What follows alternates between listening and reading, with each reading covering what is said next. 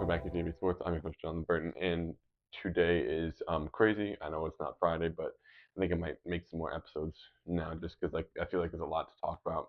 I can do it in more episodes. So, what a night it was last night! Not only for WWE, but before I went to sleep, it was like 12:30. Right, bad night, about to go to sleep. Great WWE pay-per-view. I get I get one notification. I'm like, okay, check it real quick. You just want to check it, see if anything's happened. Tell me why. I go to the notification and I see Luka Dončić and Anthony Davis are in a trade. I'm thinking, oh, let's read this.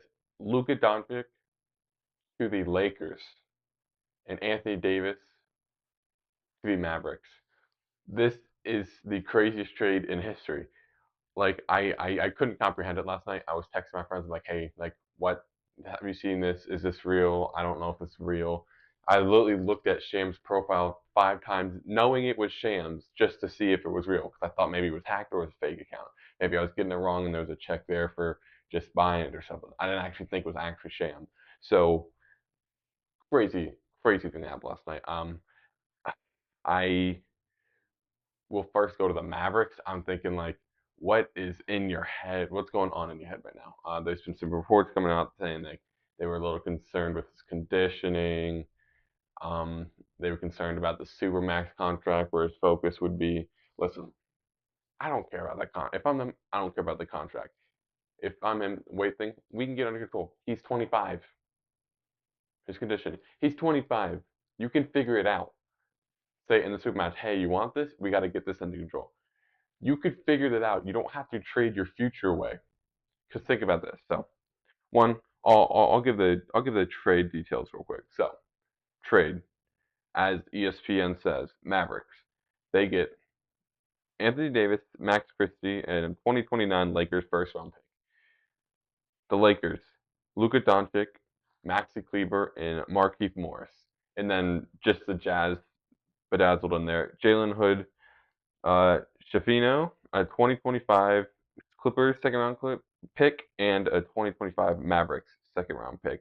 And it's like I the Jazz, their GM's just chilling there, and then he randomly gets a call, and it's just the Lakers GM saying, "Hey, listen, we need you in this trade to make everything work out." He's like, "All right, let me see the details." Just the Jazz guy working there, on his keyboard, and he just sees the details. Sees Luka and Anthony Davis. Like, this is the biggest trade in NBA history. This trade, Luka to the Lakers, is the Chris Paul trade of the modern day, but it actually happens. You know, Anthony Davis is kind of like the Pau Gasol part, where he goes, instead of like Rockets, he goes to the Mavericks. Chris Paul goes to the Lakers. That's the Luka thing. It's like it's not exactly like lined up the same way, but it's if you think about it, it's basically the same thing. It is insane. I just don't understand how you trade a top three, top five player in the league at 25, who is your future. He didn't even say, there was no reports. Every report said he did not ask for a trade. He did not want to get traded. He was content where he was. He was completely blown away when he realized he was traded. Same for Anthony Davis. Anthony Davis, a few days ago, was literally talking about how he likes the team. All they need is another big. He went to Shams and said they just need another big. You know how they respond to it? They say, "Oh, we need another big." No, we're just gonna send you away to the Mavericks. They're not gonna have a big anymore because Jackson Hayes, the Lord knows he's not gonna get it done for them. And like, I just don't understand this. And it's like such an inside trade too. Like, if you had, if any other team knew that Luka was on the trade market, they'd be throwing bags. Pick here, best player on the team, 2 players, 2 picks, anything you could imagine the Mavs could have got.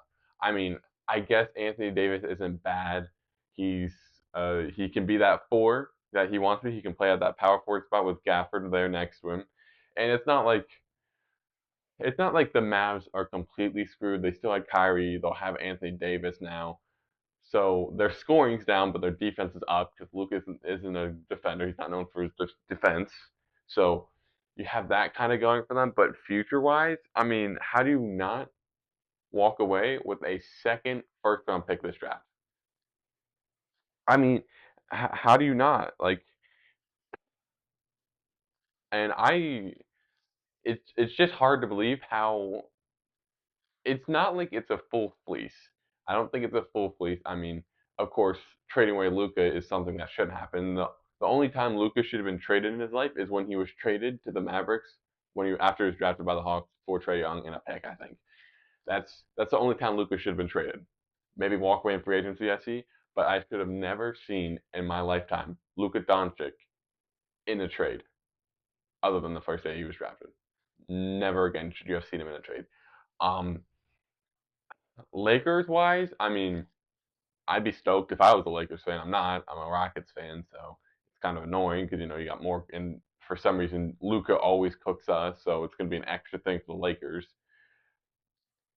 I just I'm ecstatic for them, and that means you have a future after LeBron because LeBron says he's got 5 more years. He could have. We don't know how much time he has. But even when he retires, you're set for the future. You have your star. You have a Luka Doncic. You have your star of the future. Almost the rest of his career, if you see anything about Luka, it's going to be in a Lakers jersey. The Lakers will not let Luka go unless he somehow becomes terrible. That man will not be off the Lakers roster until his like last year or two, if he goes back to the Mavs or something like that, or he retires. You're not seeing him outside of a Lakers jersey unless it's his final year or he retires or he gets like a super max contract somewhere else. But I don't think you're going to ever see him out of a Lakers jersey. Which imagine a year or two ago, you tell yourself, hey, you're going to see Luka Doncic in a Lakers jersey in an NBA game. You'd call anyone crazy. You'd call me crazy. You'd call anyone crazy. Anybody would not expect that. Nobody expected this last night. The amount of like times I double checked, triple checked, went to different sources to see this right, it's insane. Because other trades like the Kevin Durant one, he requested a trade to the Suns. Anthony Davis, he requested a trade out. Some of those bigger trades, you saw them requested. This was just out of the blue. Both the players didn't really want to be traded. They liked their teams. They just Anthony Davis just wanted big, and then Luka was just getting healthy.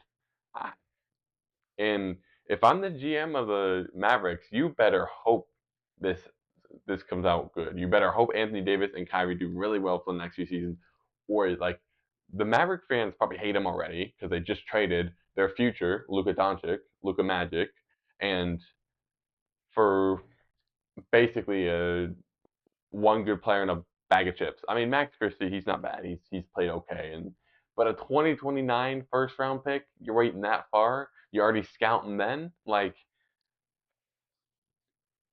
if I was ever trading Luka if I was the Mavericks, I should see the pick, the first round pick of that team for that year, maybe two, and a good player, and even more probably. Luka shouldn't have even been tradable. If you can go to some people and they've tried this trade in NBA 2K, which I know it's a video game, but it doesn't even work out there. So this trade is like the biggest trade in NBA history, maybe the biggest trade in sports history for how unprepared everyone was, how no one thought this would ever happen. So it's really set the Mavericks back, in my opinion, because they're in win now mode. You have an older Kyrie, you have an older AD, not KD, AD. So you got to win soon because most of the people I see in their team, there's not too much of a crazy future. Their future literally was Luka. That was it. He was 25, 25, not even in his prime yet, and you trade him. If I'm a Mavericks fan, I'm probably sick to my stomach. I mean, I remember when James Harden got traded, it wasn't as sick as I'd feel as a Mavericks fan right now because you traded your future. I know I keep saying it. I just can't comprehend this. You traded your future away. The Lakers now they have some really good scorers. LeBron, Luka. They have Austin Reeves. He's there, which the Mavericks didn't even get someone like him to help the scoring after. So that was another loss for them. But you're looking at a Lakers team without a true big man. Jackson Hayes is not a big man. It's kind of looking like the Rockets a few years ago when they had literally no big man and PJ Tucker was playing the big role. I mean, of course, Jackson Hayes is a center, but in the skill fact, it's pretty much the same thing. It's a team without a center that is desperately needing one. And the trade deadline is on Thursday. So you don't know what the Lakers are planning. They're maybe saving another player to trade to another team. They're just waiting for someone to call about trading him a center, or they're actively talking right now. There could be a trade happening right now because it's getting close. You had De'Aaron Fox still hasn't gotten traded. Zach LaVine still in the market. I would understand if one of those people got traded, but Luka, I never thought was imaginable. I never thought anyone in the right mind would trade Luka away. So it's been a big shock for me with that whole fiasco because you just I don't know what to say other than Mavericks. You better hope you win something or make it to the finals another time or two or win the finals because your fans are not backing you right now. I've seen a lot of Mavericks fans reactions on Twitter and they're feeling sick to their stomach that Luke is gone. So hopefully this works out for both of them. I mean, Lakers. This is more. It's great for present time, but I think it's more future, especially with Luka being 25 and one of the best players in the NBA. So that's pretty much setting you up for that. But helps LeBron out, and LeBron he's probably going to be retiring. He says 5 years. Like I give it like 2 or 3, maybe, but I could be wrong. People said LeBron was going to retire like 35 or something, and he's still kicking. So it's a crazy trade. It reminds me of the Chris Paul trade to the Lakers that never went through. That's my whole thought about it. But yeah, let me know what you guys think about this trade. It's been an insane morning. Everyone talking about it, all the videos. But that's my take on it. Thank you for watching, and bye. Subscribe.